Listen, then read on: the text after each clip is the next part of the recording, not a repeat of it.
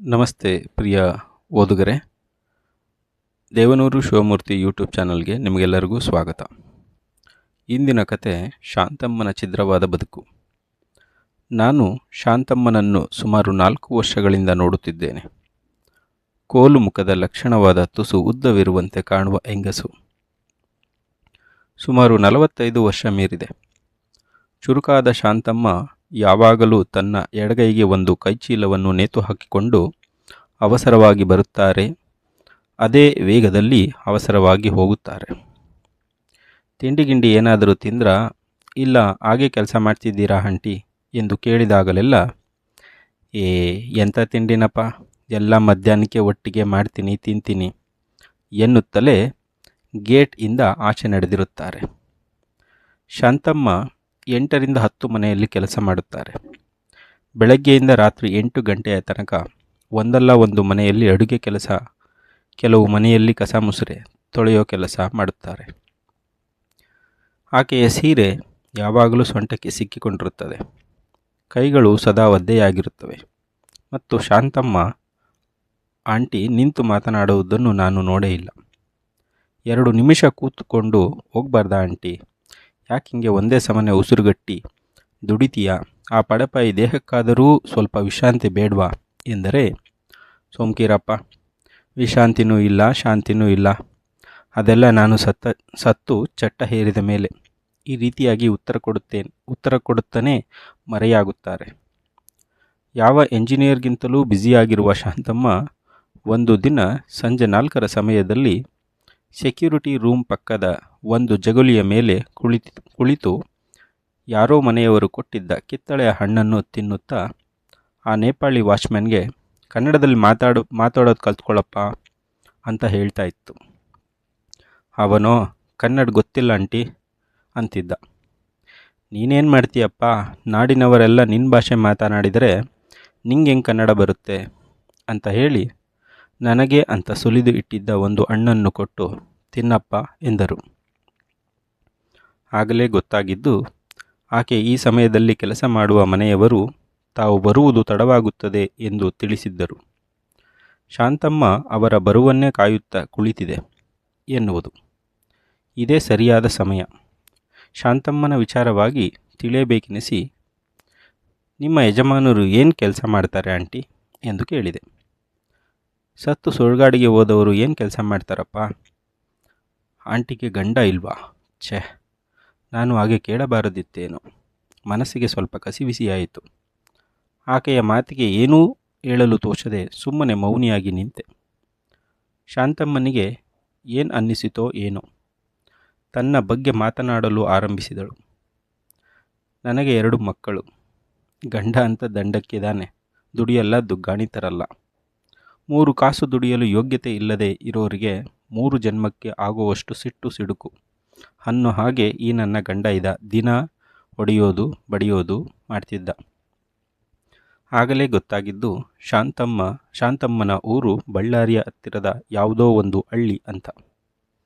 ಅಪಾರ್ಟ್ಮೆಂಟಿನ ಆವರಣದಲ್ಲಿ ಅರಳಿ ನಿಂತಿದ್ದ ದಾಸವಾಳದ ಹೂವನ್ನು ದಿಟ್ಟಿಸುತ್ತಾ ಮಾತು ಮುಂದುವರಿಸಿತು. ಶಾಂತಮ್ಮನಿಗೆ ತಾಯಿ ಇಲ್ಲ. ಆಕೆಯ ತಂದೆ ತಾಯಿ ಪ್ರೀತಿ ಕಾಣದ ಮಗಳನ್ನು ಕೂಲಿ ನಾಲಿ ಮಾಡುತ್ತಾ ಅಕ್ಕಪಕ್ಕದವರ ಸಹಾಯದಿಂದ ಸಾಕುತ್ತಿದ್ದರು. ಶಾಂತಮ್ಮನಿಗೆ ಈಗ 8 ವರ್ಷ. ಸ್ವಲ್ಪ ತಿಳುವಳಿಕೆ ಬಂದಿರುವ ಮಗಳಾಗಿ ಬೆಳೆದಿದ್ದಾಳೆ. ತಂದೆ ಕುಮಾರೇಶಪ್ಪ. ಶಾಂತಮ್ಮನಿಗೆ ವರುಷ ತುಂಬುವ ಮೊದಲೇ ಆಕೆಯ ತಾಯಿ ಸುಂಕಮ್ಮ ಯಾವುದೋ ತಿಳಿಯದ ರೋಗಕ್ಕೆ ತುತ್ತಾಗಿ ತೀರಿಕೊಂಡಳು. ಶಾಂತಮ್ಮನ ತಾಯಿ ಸತ್ತ ನಂತರ ಆಕೆಯ ತಂದೆಯನ್ನು ಮರುಮದುವೆ ಮಾಡಿಕೊಳ್ಳುವಂತೆ ಒತ್ತಾಯಿಸಿದರು. ಕುಮಾರೇಶಪ್ಪ ತನ್ನ ಮಗಳನ್ನು ಮಲೆತಾಯಿಯ ಮಡಿಲಿಗೆ ಹಾಕಲು ಇಷ್ಟಪಡಲಿಲ್ಲ. ಅವನ ಅಣ್ಣ ತಮ್ಮಂದಿರು, ಅಕ್ಕಂದಿರು ಮತ್ತೊಂದು ಮದುವೆ ಆಗದ್ದಕ್ಕೆ ಕುಪಿತಗೊಂಡರು. ಹೆಣ್ಣು ಮಗುವನ್ನು ತಾಯಿ ಇಲ್ಲದೆ ಸಾಕಿ ಸಲಹುವುದು ಕಷ್ಟ, ನೀನು ಮದುವೆ ಆಗಲೇಬೇಕು ಎಂದು ಒತ್ತಡ ಹೇರುತ್ತಿದ್ದರು. ಯಾರ ಮಾತಿಗೂ ಗಮನ ಕೊಡದ ಅವನು ಇನ್ನೊಂದು ಮದುವೆಗೆ ಸುತರಾಂ ಒಪ್ಪಲಿಲ್ಲ. ಈ ಕಾರಣದಿಂದ ಕುಮಾರೇಶಪ್ಪನಿಗೆ ಜಮೀನಿನಲ್ಲಿ ಬರಬೇಕಾದ ಯಾವ ಪಾಲನ್ನು ಕೊಡುವುದಿಲ್ಲ. ಪಾಲು ಬೇಕು ಅನ್ನುವುದಾದರೆ ಆ ಮಗುವಿಗೆ ಒಂದು ತಾಯಿಯನ್ನು ತರಬೇಕು. ಇಲ್ಲವಾದರೆ ಆಸ್ತಿಯಲ್ಲಿ ಒಂಚೂರೂ ಪಾಲು ಸಿಗಲ್ಲ ಎಂದು ಅವನ ಬಂಧು ಬಳಗದವರು ದಾಯಾದಿಗಳು ನಿರ್ಧರಿಸಿದರು. ತನಗೆ ಮದುವೆ ಮಾಡಲೇಬೇಕೆಂದು ಹೊಂಚು ಹಾಕುತ್ತಿರುವ ಯಾರೂ ಶಾಂತಿಯನ್ನು ಪ್ರೀತಿಯಿಂದ ಕಂಡಿಲ್ಲ. ಕುಮಾರೇಶಪ್ಪನ ಹಿರಿಯ ಹತ್ತಿಗೆ ತನ್ನ ತಂಗಿಯನ್ನು ಇವನಿಗೆ ಕಟ್ಟಿ ಆಸ್ತಿಯನ್ನು ಕೈಬಿಟ್ಟು ಹೋಗದಂತೆ ಗಟ್ಟಿ ಮಾಡಿಕೊಳ್ಳಲು ಆಕೆಯ ತಂದೆಯೊಂದಿಗೆ ಹೂಡುತ್ತಿರುವ ಕುತಂತ್ರ ಎನ್ನುವುದನ್ನು ಚೆನ್ನಾಗಿ ತಿಳಿದಿದ್ದ. ಎಂತಹ ಸಂದರ್ಭ ಬಂದರೂ ಶಾಂತಮ್ಮನಿಗೆ ಮಲತಾಯಿಯನ್ನು ತರಬಾರದು ಎಂದು ಗಟ್ಟಿಯಾಗಿ ನಿರ್ಧರಿಸಿದ್ದ ಕುಮಾರೇಶಪ್ಪ ತನ್ನ ಹಳ್ಳಿಯನ್ನು ತೊರೆದು ಗೋವಾಗೆ ಮಗಳನ್ನು ಕರೆದುಕೊಂಡು ಹೊರಟ. ಕುಮಾರೇಶಪ್ಪ ಗೋವಾಗೆ ಉದ್ದೇಶಪೂರ್ವಕವಾಗಿ ಬರಲಿಲ್ಲ. ಶಿವಮೊಗ್ಗ ಕಡೆಗೆ ಹೋಗುವುದು ಮತ್ತು ಅಲ್ಲಿ ಇರುವ ಶಾಂತಿಯ ದೂರದ ನೆಂಟರ ಸಹಾಯದಿಂದ ಬದುಕು ಕಟ್ಟಿಕೊಳ್ಳುವುದು, ಶಾಂತಿಗೆ ವಿದ್ಯಾಭ್ಯಾಸ ಕೊಡಿಸುವುದು ಅವನ ಇಚ್ಛೆಯಾಗಿತ್ತು. ಬಸ್ಸು ಇಳಿದಾಗಲೇ ತಾನು ಬಂದಿರುವುದು ಗೋವಾ ಅಂತ ತಿಳಿದದ್ದು. ಮುಂದೆ ಏನು ಗತಿ ಎಂದು ಚಿಂತೆಯಾಯಿತು. ಶಿವಮೊಗ್ಗ ಕಡೆಗೆ ಹೋಗಲು ಹಣವಿಲ್ಲ. ಅಷ್ಟರಲ್ಲಿ ಮಗು ಶಾಂತಮ್ಮ ಹೊಟ್ಟೆ ಹಸಿಲಿಕತ್ತದೆ ಅಪ್ಪ ಅಂತು. ತನ್ನ ಮಗುವಿನ ಹಸುವಿನ ಮಾತು ಕೇಳಿ ಕುಮಾರೇಶಪ್ಪನಿಗೆ ಕರುಳು ಹಿಂಡಿದಂಗಾಯಿತು. ಹೃದಯ ವಿದ್ರಾವಕವಾಗಿ ಹತ್ತು ಬಿಟ್ಟ. ಮಗುವು ತನ್ನ ಅಪ್ಪನನ್ನು ಬಿಗಿದಪ್ಪಿ ಬಿಕ್ಕಿ ಬಿಕ್ಕಿ ಅಳತೊಡಗಿತು. ತನ್ನ ಸಣ್ಣ ಕಿಸೆಗೆ ಕೈ ಹಾಕಿ ತಡಕಾಡಿದರೆ 5 ರೂಪಾಯಿ ಬಿಟ್ಟು ಬೇರೆ ಬಿಡುಗಾಸೂ ಇರಲಿಲ್ಲ. ಅದನ್ನು ಮಗಳ ಕೈಗೆ ಇಟ್ಟು ತನ್ನ ಒದ್ದೆಯಾದ ಕಣ್ಣುಗಳಿಂದ ಅಂಗಡಿ ಕಡೆಗೆ ತೋರಿಸಿದ. ಅಲ್ಲೇ ಇದ್ದ ಒಂದು ಪೆಟ್ಟಿಗೆ ಅಂಗಡಿಗೆ ಹೋಗಿ 5 ರೂಪಾಯಿಯನ್ನು ಕೊಟ್ಟು ಏನೂ ಕೇಳುವುದು ತೋಚದೆ ಶಾಂತಿ ಸುಮ್ಮನೆ ನಿಂತುಕೊಂಡಳು.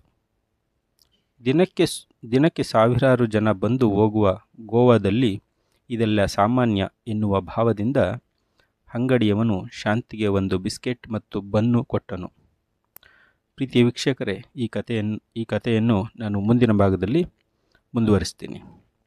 ಈ ರೀತಿಯ ಭಾವನಾತ್ಮಕವಾದಂತಹ ಕಥೆಗಳನ್ನು ಕೇಳಲು, ಆಲಿಸಲು ನಿಮಗೆ ಇಚ್ಛೆ ಇದ್ದಲ್ಲಿ ದೇವನೂರು ಶಿವಮೂರ್ತಿ ಯೂಟ್ಯೂಬ್ ಚಾನಲ್ಗೆ ದಯವಿಟ್ಟು ಸಬ್ಸ್ಕ್ರೈಬ್ ಆಗಿ. ಎಲ್ಲರಿಗೂ ನಮಸ್ತೆ.